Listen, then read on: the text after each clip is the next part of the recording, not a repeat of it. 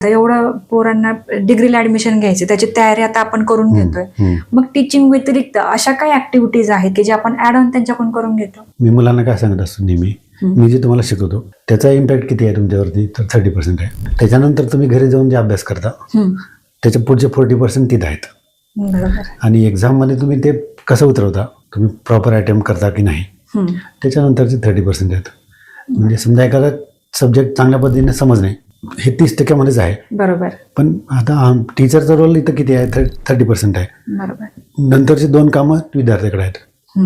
ते घरी जाऊन ते व्यवस्थित तयारी करणे, त्याची प्रॅक्टिस करणे आणि परीक्षेमध्ये व्यवस्थित उतरवणे. तर बरेच वेळेला काय असते, मुलांना समजतं पण ते घरी पण अभ्यास करत नाहीत, त्याची प्रॅक्टिस करत नाहीत, म्हणून त्यांचा रिझल्ट येत नाही. काही मुलांना समजतंय, घरी अभ्यास पण करतात, पण परीक्षेच्या वेळेस त्यांचा कॉन्फिडन्स नसतो, भीती वाटते, ऐन वेळेला आठवत नाही. बरोबर. मग तिथं पण प्रॉब्लेम येतो.